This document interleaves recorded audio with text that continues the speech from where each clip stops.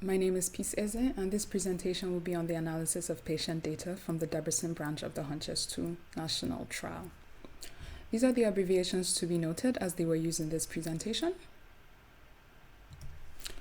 Lung cancer presents as the leading cause of cancer-related mortality worldwide. It is closely linked to environmental and intrinsic factors including air pollution, asbestos, and tobacco smoke. On radiologic imaging, early lung cancer appears typically as a lung nodule, and when advanced, it appears as a mass. It progresses from pre-invasive carcinoma in situ to a malignancy, with patients typically being symptomatic upon diagnosis, presenting with symptoms such as hemoptysis, Horner syndrome, and bone pain. Histologically, there are two main variants, non-small cell lung carcinoma and small cell lung carcinoma, with non-small cell lung carcinoma being further subclassified into squamous cell carcinoma, adenocarcinoma, and large cell carcinoma. Treatment typically depends on staging and may involve surgery, radiotherapy, chemotherapy, or targeted therapy. Hungary over the years up until 2018 had the highest lung cancer incidence and mortality rates in the world. Lung cancer incidence in 2020 was reported to be 10,274, while the mortality figure stood at 8,920. This alone accounted for 27.1% of all cancer-related deaths nationally, ranking lung cancer as the number one cause of cancer-related mortality within the nation. And yet, a lung cancer screening program has not been implemented in the Hungarian clinical practice, even though international low-dose computed tomography lung cancer screening trials have proven to be beneficial at lowering the mortality rates, especially amongst high-risk individuals. Here you can see some of the European nations and their lung cancer incidence rates in 2018, and you can see Hungary has the highest. Lung nodules are irregular or rounded shaped opacities, typically 3 centimeters or less in diameter, with well-defined or poorly defined borders. Here you can see a lung nodule that fits this criteria. Low-dose CT is a specialized CT imaging technique which allows for lung nodule visualization quality with an added advantage of a lower effective radiation dose to patients, with radiation dose being typically between 1 to 2 millisieverts of radiation or less. This allows for earlier detection of lung cancer, which is particularly useful in lung cancer screening. Lung cancer screening, just like any other effective lung screening program, aims to do two things. 1, to detect the disease at an early asymptomatic stage, and 2, to reduce the mortality rate. Hungary has had 2 lung cancer screening trials, the first being HUNCHEST I.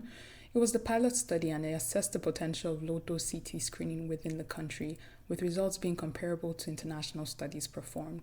The second trial, HUNCHEST II, is the follow-up trial. It aimed to implement low-dose CT lung cancer screening on a larger scale amongst the high-risk populace of Hungary, with hopes of introducing this screening type nationwide.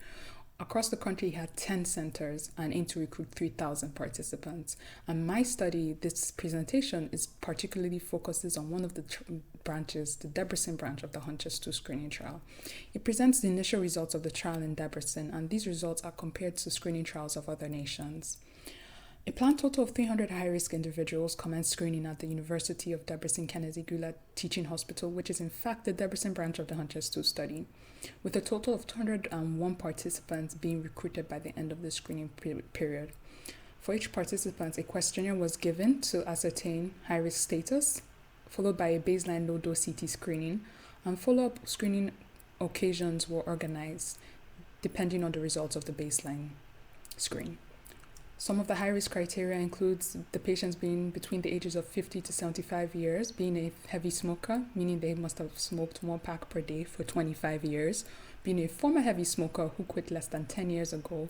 They shouldn't have had lung cancer or any type of lung cancer in the last 5 years. They shouldn't have had pneumonia prior to the screen.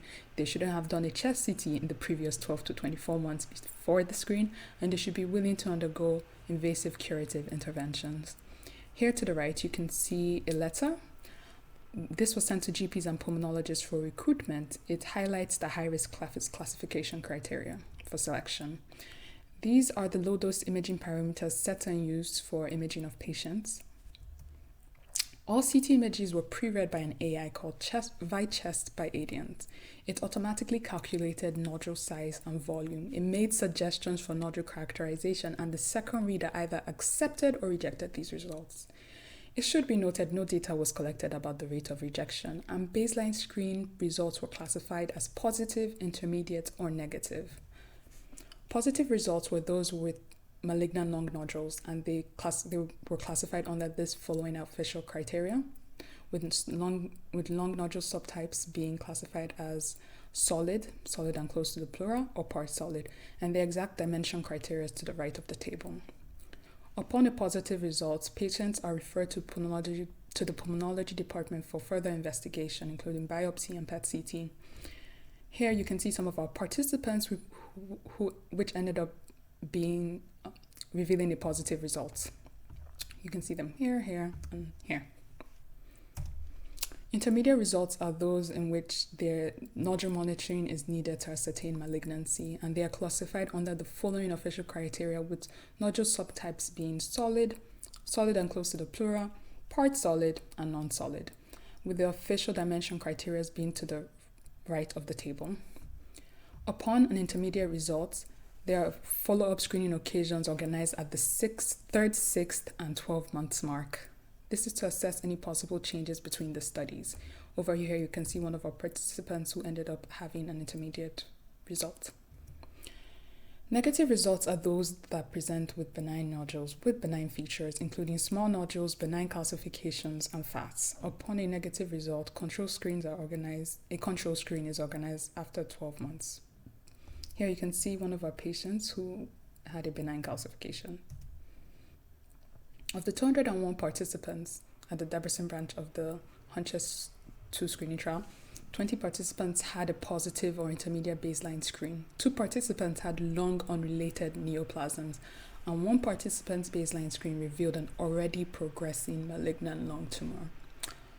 Of the 20 positive or intermediate participants, 7 were positive, 13 were intermediate on baseline. After the first follow-up, 1 was confirmed as a true positive and 3 confirmed as false positives. 2 are potentially malignant, needing further studies. 2 are unchanged, intermediate. 9 are negative, and 6 are yet to arrive for follow-up. Here, you can see the images of our only true positive patient so far. You can see the nodule in its dimensions, and over here in sagittal imaging. So this table shows some selected participants, including all those who were positive, all 7 who were positive on baseline screen. It also includes a participant who had an already progressing lung tumor mass on baseline, and includes a patient who, though negative, presented with an ancillary finding of a 50 millimeter left breast nodule. You can see those that were true positives, those that were false positives, and those with suspected malignancy. The true positive had surgery to resect the adenocarcinoma. One of the false positives had a surgery after oncology board evaluation, and malignancy was ruled out. The suspected malignancy, the participants who selected malignancy, surgery was indicated, but they did refuse it. Over here, you can see some of the images, particularly those from our true positive patient, as I said before, and one of our false positive patients. Concerning our patient who presented with an already progressing lung tumor mass, here they have a central malignant tumor, and if you can see, they also have a narrowed upper lobe bronchus.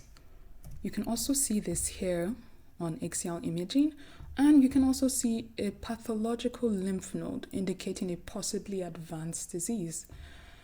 And lastly, you can see over here, which is also over here, this increased attenuation is due to an atelectasis from the narrowed upper lobe bronchus.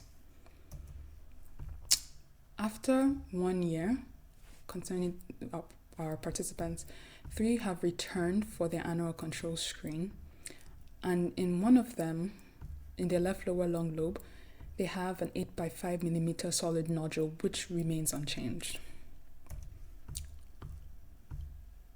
The U.S. National Screening Trial had a positivity baseline rating of 24.2%, of which 3.6% were true positives and 96.4% were false positives. Overall, there was a decrease in lung cancer mortality by 20%. The Danish Lung Cancer Screening Trial had an overall positivity on baseline screen of 8.7%. Of the 2,052 participants, 0.8 were true positives and 7.9 were false positives. There was no significant change in mortality figures or rates. But upon high-risk subgroup-only analysis, the results did align with the U.S. National Screening Trial findings regarding mortality. And for HUNCHEST II, focusing on the Debrecen branch of the trial, there was a positivity rating on baseline of 3.5%, of which 14.2% were true positives and 42.8% were false positives. The percentage of true positives from this study so far has been 0.5%. Like I said, this presents only the initial results of the screening trial in Debrecen.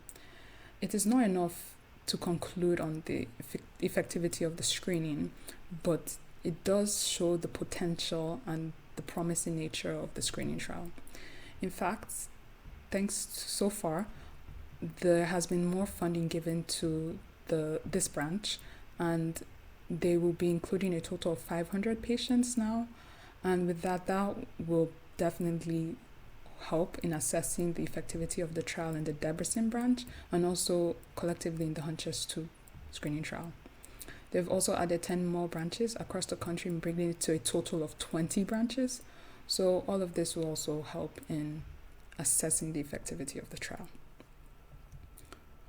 I'd like to thank the Debreceni Egyetemii Clinica Központ Kinesiológia Campus Központi Radiológia Diagnostica, especially my supervisor, Dr. András Szekei, the head of department, Dr. Peter Bács, and Professor Ervin Benrenyi. I'd also like to thank the CT staff who helped in this study. And I'd also like to thank the pulmonologists who took part in this study, Dr. Nora Bittner and Dr. Tamás Kardos. Thank you. And overall, my own work, with the help of my supervisor, of course, we came up with a research plan. I collected and collated a lot of the patient's data. I individually read through each participant questionnaire and imaging reports, making sure to tabulate the patient data and to assess the results. Their reports and the questionnaires were in Hungarian. I also read relevant literature, and I wrote the abstract and made this presentation. Thank you for your attention.